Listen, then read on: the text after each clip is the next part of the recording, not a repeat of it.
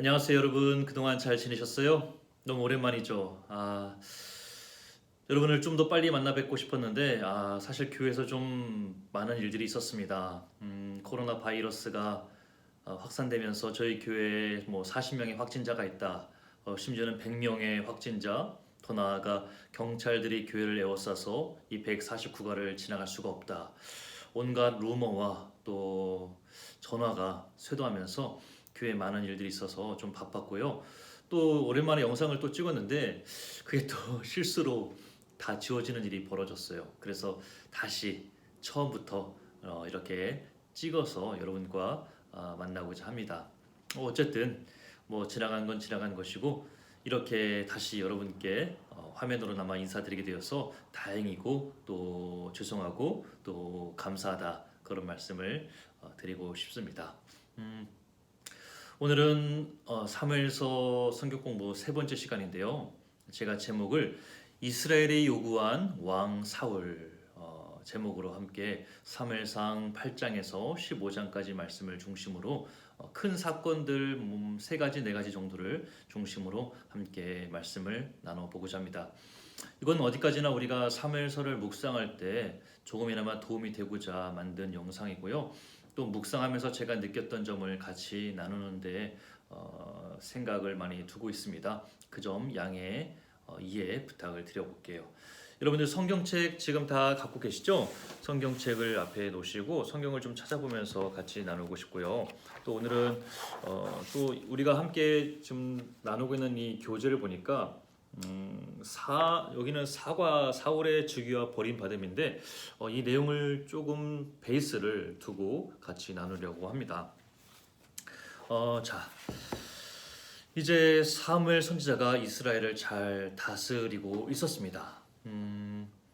오늘 본문은 아니지만 7장 15절을 보면요. 사무엘이 사는 날 동안에 이스라엘을 다스렸을 때 그렇게 기록되어 있어요. 별일 없이 그렇게 법궤가 언약궤가 다시 이스라엘에 돌아오면서 이 사무엘 선지자의 활약으로 잘 안정되어 가는 것 같았습니다. 그런데 오늘 8장 1절을 보니까요. 사무엘이 늙음에 그의 아들들을 이스라엘 사사로 삼으니라고 기록을 합니다. 여러분 왜 사무엘 선지자가 이스라엘을 잘 다스리다가 왜 갑자기 왕을 요구하는 것일까요? 거기에 대한 단서를 8장에서 좀 찾아볼 수가 있겠는데요. 8장 2절을 보면요. 장자 이름은 요엘이요 차자 이름은 아비야라 기록되어 있습니다. 큰아들이 요엘이고 차남이 아비야였어요. 근데 이 5절을 보면요. 8장 5절에 보면 그에게 이르되 보소서 당신은 늙고 당신의 아들들은 당신의 행위를 따르지 아니하니 모든 나라와 같이 우리에게 왕을 세워 우리를 다스리게 하소서한지라 그렇게 기록을 합니다. 그래서 이 사무엘은 자신의 아들 둘, 큰아들 요엘 그리고 둘째 아비야를 사사로 세워서 자신의 뒤를 이어 이스라엘을 다스리게 하였습니다. 근데 문제는 5절에 보다시피 당신의 아들들은 당신의 행위를 따르지 아니한다고 그랬어요. 그러니까 사무엘 선지자만큼 이스라엘을 잘 다스리지 않았다는 것이죠. 아니나 다를까 8장 3절을 보세요.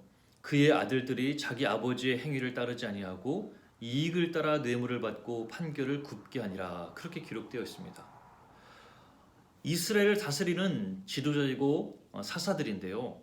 3절을 보면 이익을 따라 뇌물을 받고 판결을 굽게 한다는 거예요. 부패하고 또 물질에 눈이 멀어버린 그 아들들의 모습을 우리가 알 수 있다는 것이죠. 근데 여러분 학습 효과일까요? 이스라엘 백성들은 저런 새로운 사사 두 아들을 보면서 덜컥 겁이 났던 것 같습니다. 왜냐하면 그 이전에 사사기 2장 12절과 17절에 나와 있는 홈니와 비느하스의 경험이 있었던 것 때문에 그렇습니다. 제사장 엘리의 아들들 홈니, 비느하스가 어땠습니까? 제사장 엘리가 이스라엘을 잘 다스렸던 건 분명한 것 같아요. 근데 자식 교육을 제대로 못 시켰던 것이죠. 이 아들 홈니와 비느하스는 제사장 가문이면요 아버지를 따라서 제사를 집례하고 아버지처럼 이 제사를 도와야 되는데 이 홈리와 비나스는 아버지를 돕는 것이 아니라 오히려 이스라엘 백성들이 제사를 드리러 제물을 가지고 오면 그 제물을 도중에 중간에 가로채길 수 있고, 심지어는 성전에서 시중을 두는 그 여인들을 겁탈하기까지 하는 정말 못돼 먹은 아들들이었던 거예요. 그래서 이스라엘 백성들이 하나님의 말씀인 언약궤만 그들 가운데 있으면 블레셋으로부터 이길 수 있다라고 그렇게 자신하고 큰 소리를 쳤지만, 이 홈리와 비나스가 회개하지 않고 하나님을 말씀을 떠난 삶을 사는 것 때문에 하나님은 그 홈리와 비나스 그 가문을 멸하기로 작정하셨고, 또 그 일을 계기로 블레셋과의 전쟁에서 3만 명이나 되는 사람들이 죽게 되고, 심지어는 언약궤까지 빼앗겼던 일이 이스라엘 백성들에게는 아마도 트라우마처럼 남아 있던 것은 아니었을까. 그런데 이 새로운 제사장 사무엘의 아들 요엘과 아비야가 새로운 사사로서 이스라엘을 다스린다고 하는데 그들의 행실이 옳지 않은 거예요. 그러니 이 이스라엘 백성들은 덜컥 겁이 났던 것 같고, 다른 나라들처럼 우리들도 저런 제사장, 저런 사사 우리는 기대할 수 없고 믿지 못하겠다. 그래, 다른 나라들처럼 왕을 세워달라. 그렇게 사무엘에게 요구했던 것이죠. 근데 여러분, 이 왕을 요구하는 것이 왜 이스라엘 백성들에게 잘못이었을까요? 우리는 신앙생활하면서 가끔 좀 특별한 것을 기대하고 또 찾을 때가 있죠. 그래서 새로운 특별한 늘 교회 다니는 것이 때로는 좀 지루하고, 또 계속 똑같은 것이 반복되는 것 같고, 또 기도응답이 빨리빨리 이루어지지 않아서 또 지칠 때도 있고, 그럴 때마다 사람들 간에 드는 생각은 뭔가 좀 특별한 것은 없을까? 그래서 저 교회 목사님이 말씀이 좋다더라. 또 저기 가면 기도하면 다 아픈 곳이 낫는다더라. 그러면서 내가 다니는 그 교회에서의 신앙생활을 떠나서 다른 곳을 기웃, 또 이곳을 기웃, 그런 모습 가끔 볼 때가 있는데요. 아마도 이 이스라엘 백성들도 그런 좀 심리가 있었던 건 아닐까요? 하나님의 은혜, 하나님의 통치, 하나님의 지배 가운데 있는 것이 가장 옳고, 가장 하나님의 은혜 가운데 있는 것이 가장 좋은 것임에도 불구하고 그 은혜로 모르는 거예요. 그래서 다른 나라들처럼 우리들도 뭔가 왕이 세워지면 좀 나아지진 않을까, 좀 특별한 삶을 살 수 있을 것 같진 않은가, 그런 기대를 가졌던 건 아닐까요? 물론 여기에는 종교 지도자들, 또 사무엘의 그 아들들, 사사들의 타락이 한몫했다고 봐도 다를 바 아닐 것입니다. 어쨌든 이 이스라엘 백성들은 다른 나라들처럼 왕을 요구하기 시작합니다. 이렇게 이스라엘 백성들은 다른 나라들처럼 새로운 왕을 요구하기 시작합니다. 그런데 이 모습은 하나님이 원하시는 일이 아니죠. 왜냐하면 하나님의 인도하심과 하나님의 통치가 있는데, 하나님의 인도하심과 하나님의 선하신 것을 뒤로 하고 자신들의 뭔가 필요와 요구를 채우기 위해서 뭔가 새로운 것을 찾고 요구하는 것 아니겠습니까? 하나님을 신뢰하지 못하고, 하나님을 믿지 못하고, 하나님께 기대하지 못하는 그런 모습인 거예요. 그래서 사무엘 선지자도 8장 7절에 보면요, 너무나 답답하고 원통한 마음에 하나님께 기도합니다. 7절에 보면요, 이렇게 분명히 하나님이 말씀하잖아요. 나를 버려 자기들의 왕이 되지 못하게 함이니라. 그렇게 한 거예요. 하나님이 자기 자신을 버려서 하나님이 이스라엘 백성들의 왕이 되지 못하겠다는 거예요. 얼마나 하나님께서 그 이스라엘 백성들의 요구에 마음이 아파하는 대목이겠습니까? 그래서 또한 8장 20절을 보면요, 이렇게 또 기록합니다. 우리도 다른 나라들 같이 되어 우리의 왕이 우리를 다스리며 우리 앞에 나가서 우리의 싸움을 싸워야 할 것이니라. 그렇게 말하고 있어요. 아니, 여러분, 그동안 이스라엘 백성들을 앞에 가장 앞장서서 모든 싸움을 이기겠던 분이 누구였습니까? 여호와 하나님 아니겠습니까? 근데 이 이스라엘 백성들은요, 광야 40년의 경험을 알고 있음에도 불구하고 때에 따라 고비를 넘기게 하고 지혜를 주시고 인도하셨던 그 하나님의 은혜를 망각하고 이 20절의 고백을 보세요. 다른 나라들 같이 우리의 왕이 우리를 다스리며 우리 앞에 나가서 우리의 싸움을 싸워야 할 것이니이다. 하나님 필요 없다라는 말이죠. 하나님이 아니라 다른 왕이 우리를 다스려야 되고 우리 앞에 나가서 우리의 싸움을 싸워야 될 거라는 거예요. 야, 너무나 안타깝고 또 은혜로 모르는 그런 어리석은 이스라엘 백성들의 모습을 보게 됩니다. 이런 모습에 사무엘 선지자는 분명히 경고를 합니다. 너희들이 만약에 인간 왕을 요구하게 되면, 그렇게 인간의 왕이 세워지게 되면 감당해야 될 많은 책임들이 따른다. 그 내용을 8장에 구구절절히 설명을 합니다. 거기 보면요, 우리 교재에 보면 이렇게 질문이 있어요. 교재 33페이지 4번 문제가 이렇게 되어 있습니다. 사무엘은 이스라엘 백성이 요구하는 유형의 왕에 대해 경고하면서 핵심 단어를 6번 반복한다. 이 단어는 무엇이며 여기서 무엇을 의미하는가, 그렇게 질문을 던지고 있거든요. 33페이지에. 근데 제가 여기서 6번 반복된다는 것이 뭘까 한참 성경을 찾아봤는데, 이 8장에 보면요, 8장 10절에서부터 17절에 이르기까지 인간 왕이 세워질 때 주는 사무엘의 경고가 나와 있거든요. 거기에 보면 그가라는 말이 6번 반복됩니다. 그러니까 사람들이 세운 새로운 사람의 왕, 그가 있으면, 왕이 되면 이스라엘 백성들에게 아들들을 징집하고 그 아들들에게 무기를 만들게 할 것이고, 또 딸들을 데려다가 향료를 만들고 요리를 만들게 할 것이고, 또 좋은 곡식들은 다 갖다 바치게 해서 많은 과중한 세금들을 내게 할 것이다. 그것이 바로 8장 15절과 17절에 그렇게 여러 번 그가 이렇게 할 것이다, 그가 이렇게 할 것이다, 그렇게 여러 번 반복하면서 인간 왕이 세워졌을 때 생기는 그런 어려움을 분명히 경고를 하고 있는 사무엘의 모습을 우리가 보게 되는 것이죠. 하지만 그럼에도 불구하고 이스라엘 백성들은 괜찮다. 정말 아까 읽었던 8장 20절 말씀처럼 우리를 다스릴 왕을 세워달라고, 하나님 필요 없다고, 우리를 다스릴 왕, 우리를 대신해서 싸워줄 그 왕을 요구하게 되었습니다. 사무엘은 이스라엘 백성들에게 세워줄 왕을 찾게 되는데요.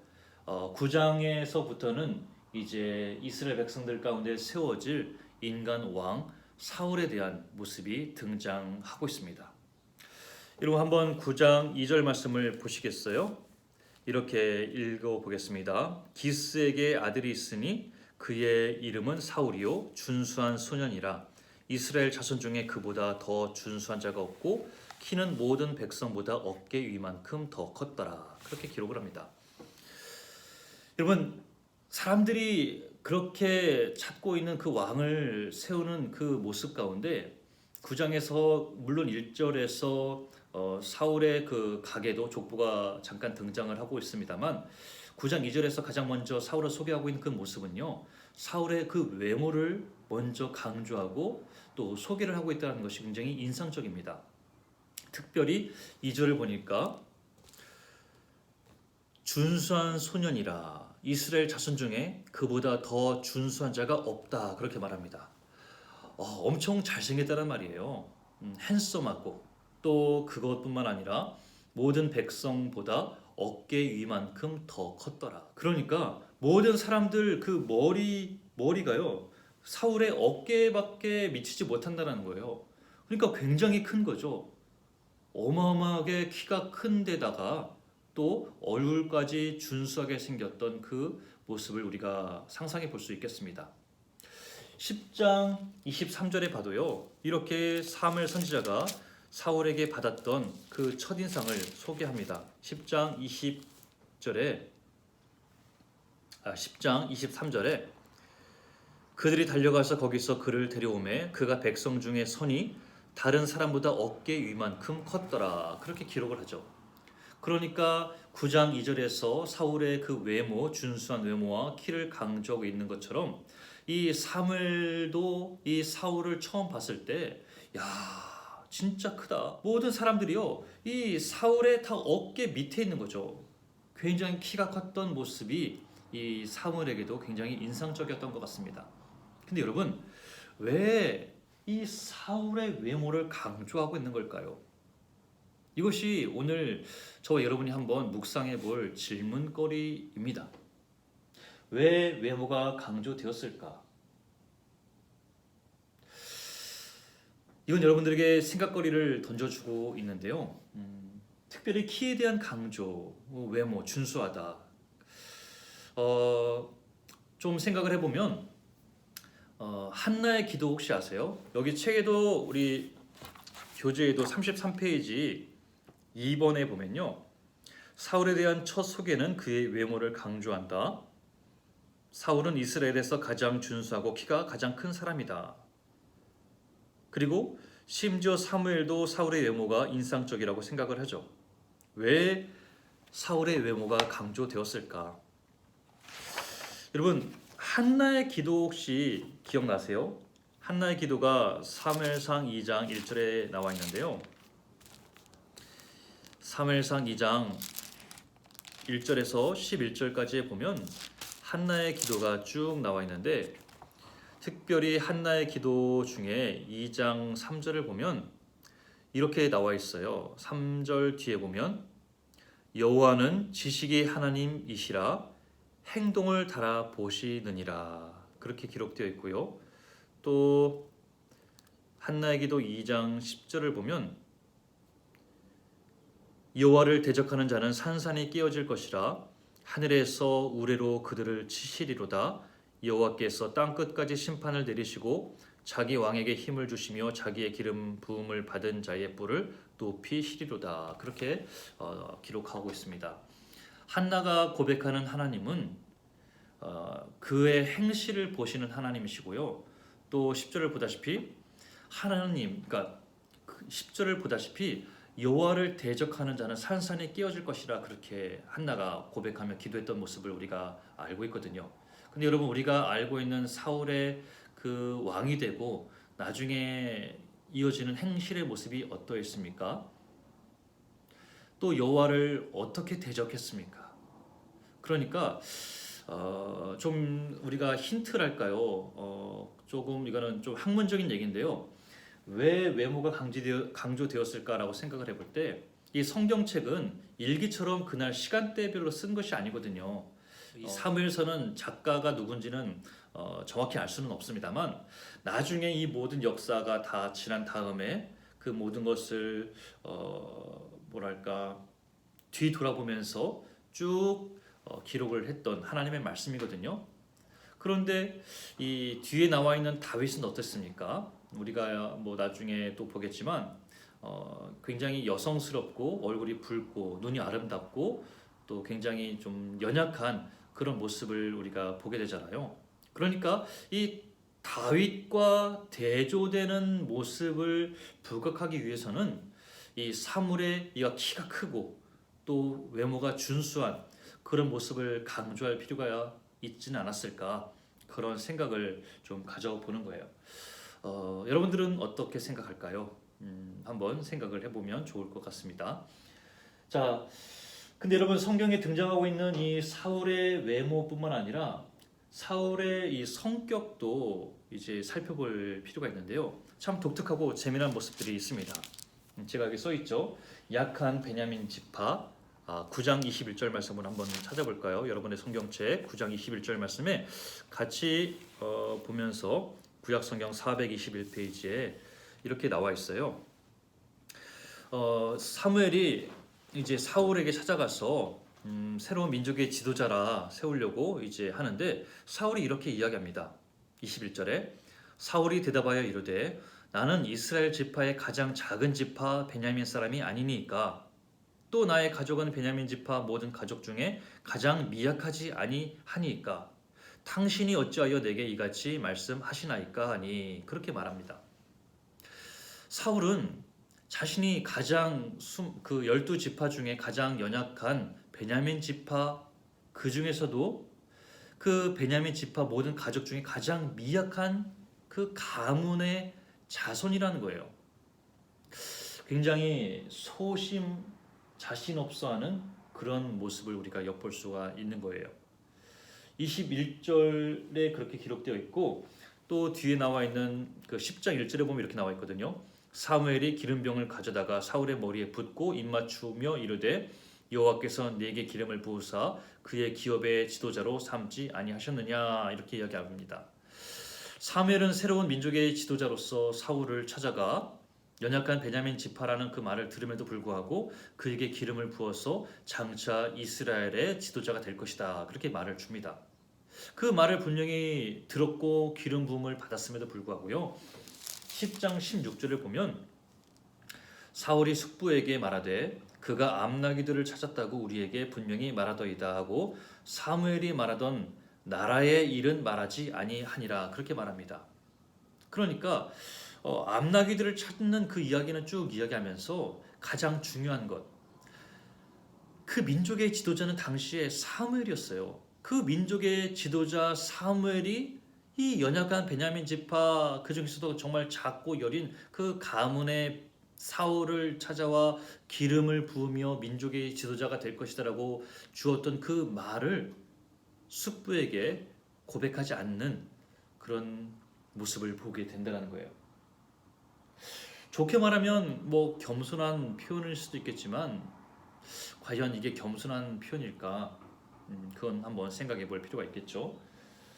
또 10장 20절과 21절을 보면 이제 사무엘 선지자가 공식적으로 이스라엘 백성들을 다 불러 모아서 새로운 왕, 그들이 요구한 민족의 지도자로서 새로운 왕을 뽑는 그 모습이 등장하는데요.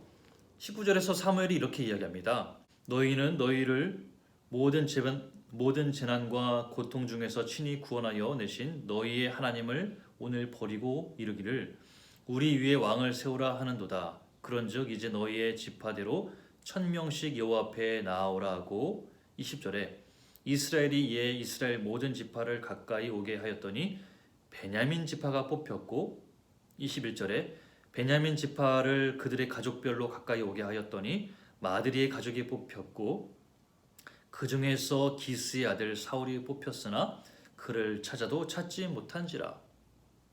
이미 이전에 사무엘에게 기름 부음을 받고 민족의 지도자로 그렇게 택함 받았던 사울이었어요.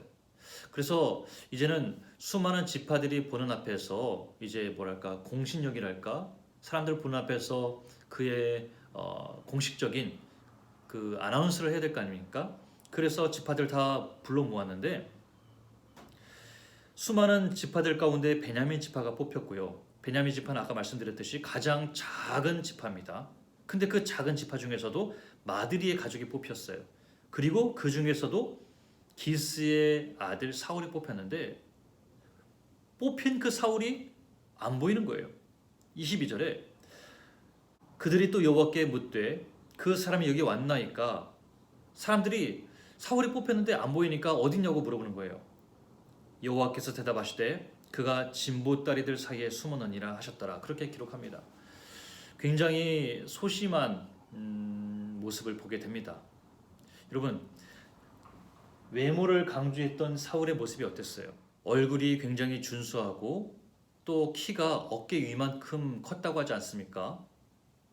자신이 아무리 숨으려고 해도요, 숨을 수가 없는 거예요.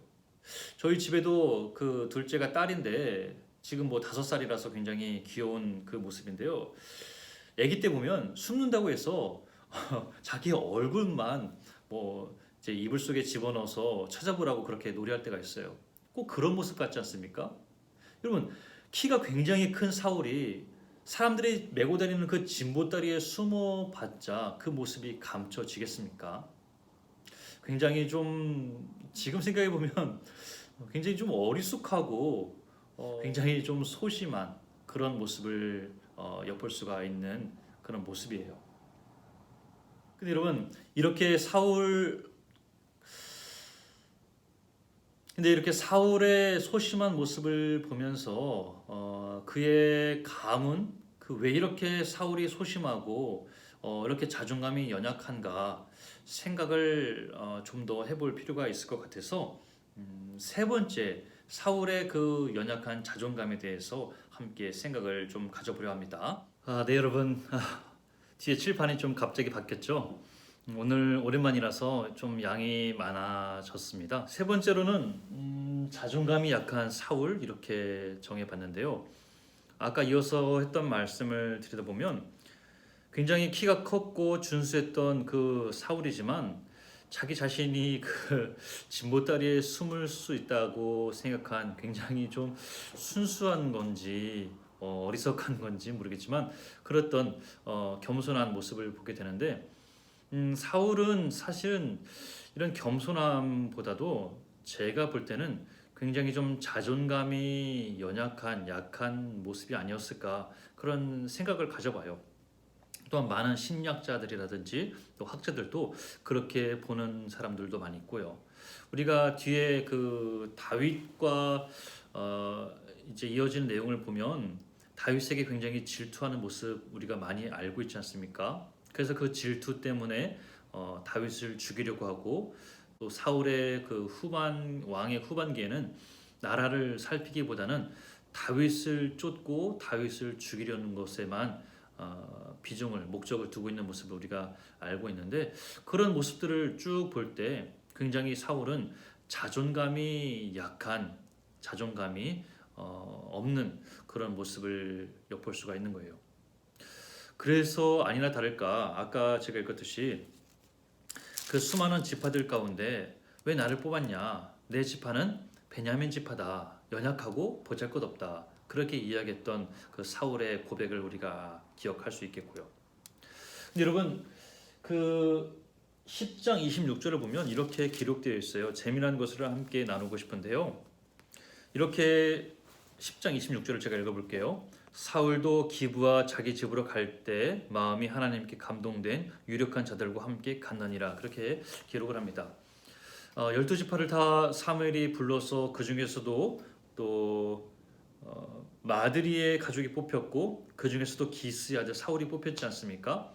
그래서 다 이제 사람들이 보는 앞에서 사울이 이제 24절에 모든 백성에게 이르되 너희는 여호와께서 택하신 자를 보느냐 모든 백성 중에 짝하리가 없느니라 하니 모든 백성이 왕의 만세를 외쳐 부르니라 그렇게 기록합니다.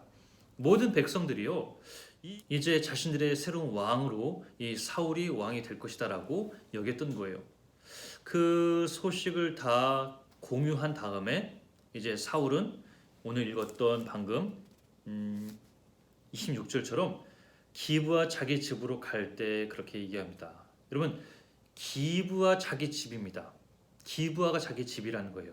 근데 여러분 이 기브아라는 말 많이 들어본 단어 아닙니까? 이 기브아는 사사기 19장에 나와 있는데요. 여러분 성경 사사기 좀 앞에 있는 사사기를 한번 찾아볼까요?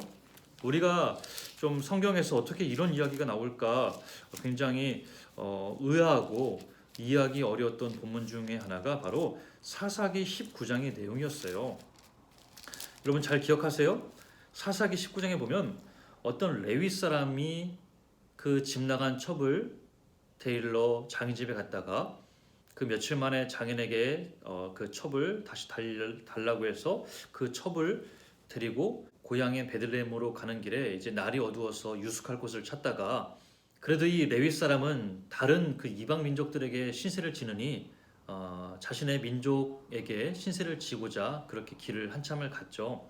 결국 당도한 곳은 19장 16절에 보면 저녁 때에 한 노인이 밭에서 일하다가 돌아오니 그 사람은 본래 에브라임 산지 사람으로서 기브아에 거류하는 자요 그곳 사람들은 베냐민 자손이더라 그렇게 기록되어 있습니다.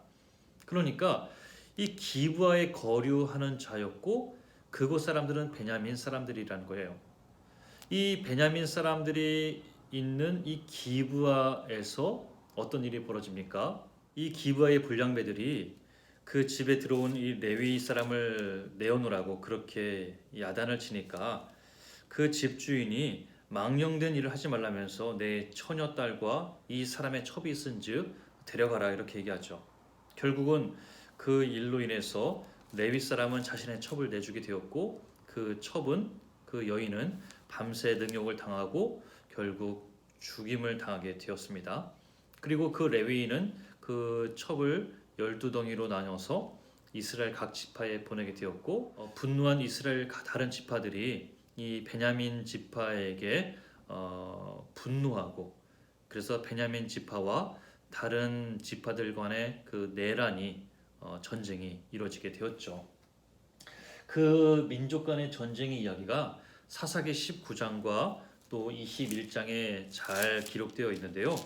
여러분 시간 되시면 한번 쭉 읽어보시면서 이런 전쟁이 있었구나라고 볼 수가 있는데 우리가 한번 더 생각해 볼 것은 이 민족 간의 전쟁으로 인해서 베냐민 지파의 모든 사람들이 다 죽고 말았어요.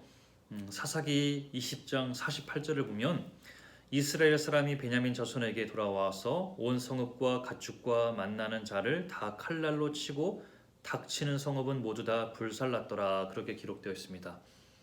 다른 이스라엘 지파들이 이 베냐민 지파를 다 몰살시킨 거죠. 다만 600명만 돌이켜 광야로 도망하게 되었습니다. 베냐민 지파를 그렇게 멸절할 때는 언제고 이제 모든 베냐민 지파가 다 죽고 남자만 600명 살아남게 되니까요. 이제는 이스라엘의 그 대를 이을 후손이 없게 된 것을 이제는 걱정하고 또 한탄하기까지 한다는 거예요. 그러면서도 21장 1절에 보면 우리 중에 누구든지 딸을 베냐민 사람에게 아내로 주지 아니하리라 그렇게 이야기합니다. 이 베냐민 지파의 대가 끊긴 것을 안타까워하며 걱정하면서 원망하면서도 자신들의 딸을 베냐민 지파에게 시집 보내지는 않겠다라는 거예요. 심지어는 사사기 21장 3절을 보세요. 이스라엘의 하나님 여호와여 어찌하여 이스라엘에게 이런 일이 생겨서 오늘 이스라엘 중에 한 지파가 없어지게 하시나이까 하더니 그렇게 말합니다. 굉장히 좀 당황스럽지 않습니까?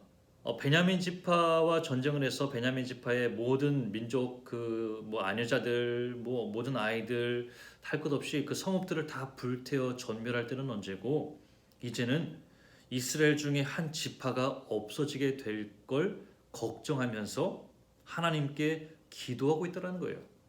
그러면서도 이스라엘 다른 지파들은 자신들의 딸은 베냐민 지파에게 시집 보내진 않을 것이다라고 말하면서 말이에요. 그러면서 그들이 내놓은 대안은 사사기 21장 12절에 보면요.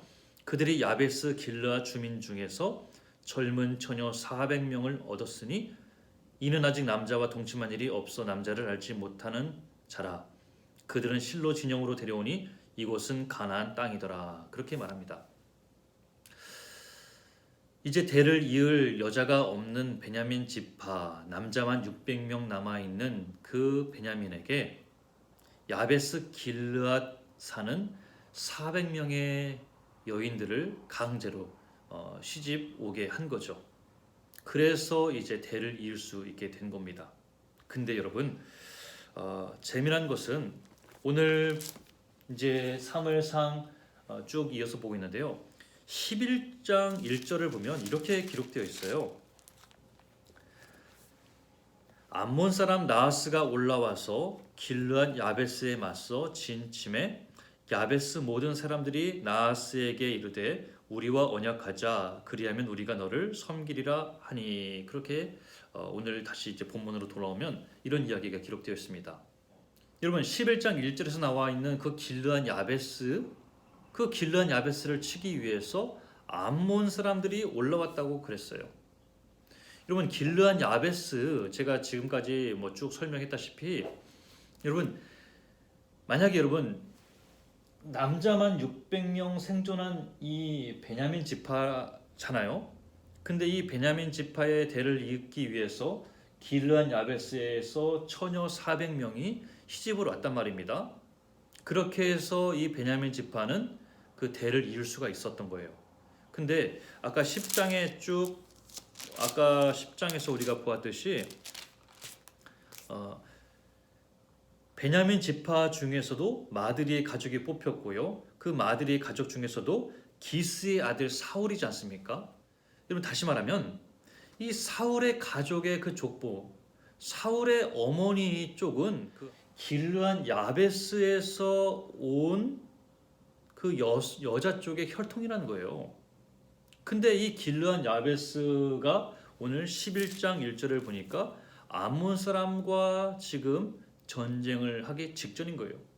근데 이 길르한 야베스 사람들은 약조를 맺자고 전쟁을 하고 싶지 않다고 그렇게 이야기합니다. 그러자 11장 2절에 암몬 사람 나하스가 그들에게 이르되 내가 너희 오른 눈을 다 빼야 너희와 언약하리라 그렇게 조롱을 합니다. 오른쪽 눈을 다 빼놔야 너희들과 언약을 맺을 것이라고 모욕을 하는 것이었어요. 그 모욕을 전해들은 사울 가만히 있겠습니까? 제가 쭉 설명했다시피 여러분 이 길르한 야베스가 자신의 모계 쪽에 큰 조상의 혈통 아니겠습니까? 그런데 이 길르한 야베스가 암몬 사람들에게 저렇게 모욕을 당한다는 소식에 사울은 가만히 있을 수가 없는 거예요. 가뜩이나 사무엘에게 기름 부음을 받기도 했겠다. 또 수많은 지파들이 보는 앞에서 공식적으로 차기 왕이 될 것으로 그렇게 공표를 했겠다. 11장 6절을 보니까요. 사울이 이 말을 들을 때 하나님의 영에 크게 감동됨에 그의 노가 크게 일어나 그렇게 기록되어 있습니다. 어머니의 그 조상인 길르한 야베스가 암몬 족속에게 조롱을 당한다는 그 소식에 화가 치밀어 오는 거예요. 그래서 7절에 한 결의의 소를 잡아 각을 뜨고 그러니까 소 두 마리를 잡아다가 잘라서 12지파에게 다 보냅니다. 마치 사사기 19장에 나와 있는 레위 사람의 모습처럼 그렇게 모든 지파들에게 경각심을 불러일으켜서 지파들에게서 군대를 모아 이 암몬 족속을 멸절하게 되죠. 11장 11절 끝에 보면 남은 자가 다 흩어져서 둘도 함께한 자가 없었더라 그렇게 기록할 정도로 암몬 자손들을 다 무찔렀던 그런 모습을 보게 됩니다. 이 일로 인해서 사울은 이스라엘 사람들에게 다시금 두터운 신임을 얻게 되었고 이제 이스라엘 백성들을 다스릴 차기 왕으로서 손색이 없다라고 인정을 받게 되는 큰 사건이 되게 되었습니다. 이렇게 이스라엘의 새로운 지도자로서 사울이 왕으로 등극하게 됩니다. 그 내용은 사무엘상 11장 12절에서 15절에 기록되어 있는데요. 이때까지만 해도 사울 왕은 하나님을 경외하는 모습을 엿볼 수가 있습니다. 특별히 11장 13절에 보면 여호와께서 오늘 이스라엘 중에 구원을 베푸셨음이니라 그렇게 고백을 합니다. 자신이 이스라엘 각 지파들의 그 군대를 모아서 암몬 족속을 다 멸절시켰던 것에도 불구하고 그 모든 그 공을 하나님 여호와께 올려드리는 그 모습, 겸손한 모습을 보게 되는 것이죠.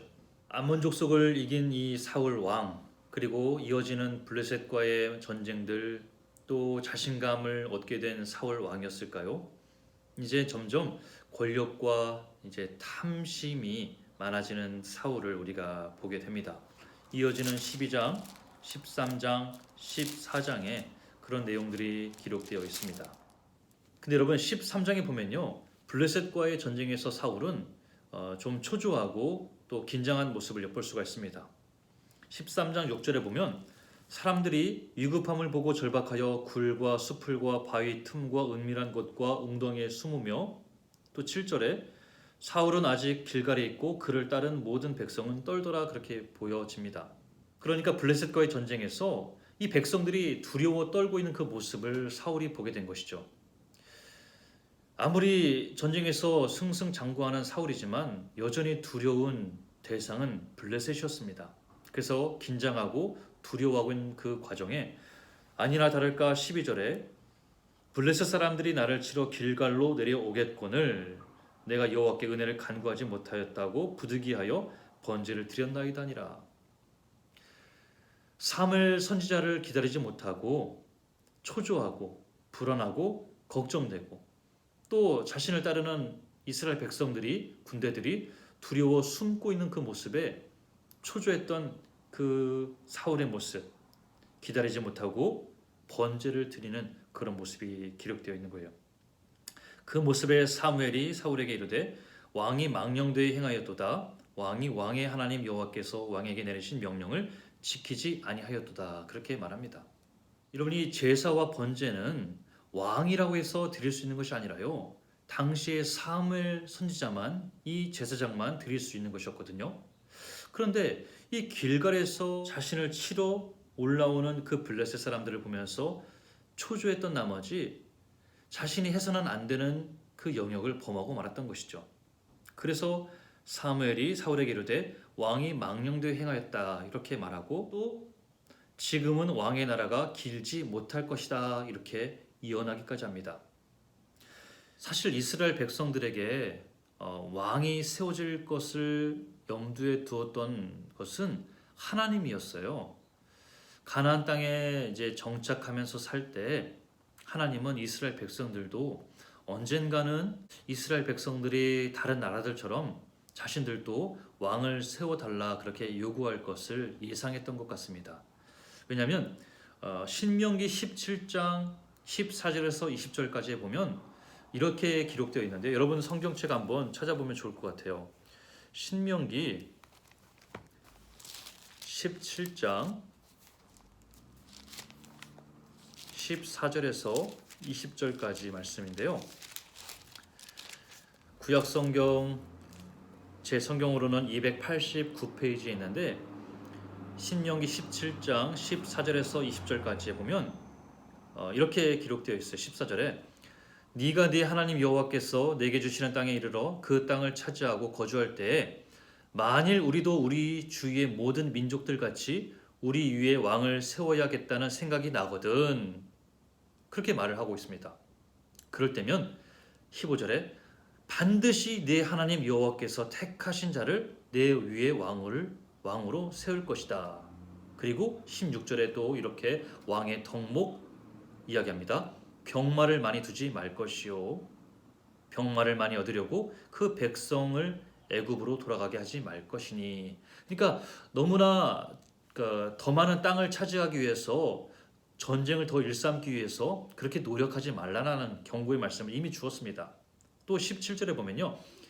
그에게 아내를 많이 두어 그의 마음이 미혹되게 하지 말 것이며 자기를 위하여 은금을 많이 쌓지 말 것이니라. 더 많은 아내를 둘 것도 아니고 또 재물의 욕심을 가져서도 안 될 것이다. 그렇게 이야기합니다. 또 19절에 평생에 자기 옆에 두고 읽어 그의 하나님 여호와 경외하기를 배우며 이 율법의 모든 말과 이 규례를 지켜 행할 것이라. 그리하면 그의 마음이 그의 형제 위에 교만하지 아니하고 이 명령에서 떠나 좌로나 우로나 치우치지 아니하리니 이스라엘 중에서 그와 그의 자손이 왕 위에 있는 날이 장구하리라. 그렇게 말씀을 주었습니다. 이미 신명기 17장에서요. 이스라엘 백성들이 가나안 땅에 정착하면서 다른 나라들처럼 왕을 세워달라고 요구할 것을 이미 하나님은 알고 있었던 것이죠.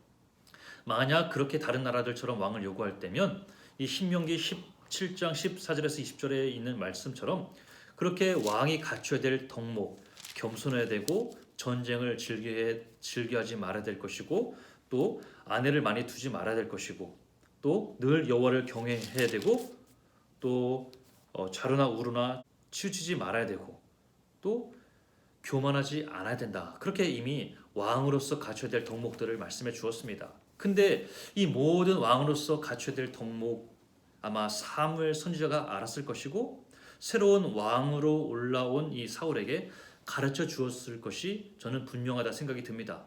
하지만 그럼에도 불구하고 이 사울은 그 모든 덕목에서 떠났던 모습을 우리가 보게 되는 거예요. 전쟁을 일삼고 또 조급해서 교만해서 사무엘 선지자가 해야 될 일을 자신이 해버리고 그래서 결국은 여호와 하나님을 떠난 그런 삶을 살게 됐던 거예요. 15장에 보면 이런 사울 왕의 실망한 하나님이 이렇게 말씀을 줍니다. 어찌하여 왕이 여호와의 목소리를 청종하지 아니하고 탈취하기만 급하여 여호와께서 악하게 여기시는 일을 행하였나이까 그렇게 말을 합니다.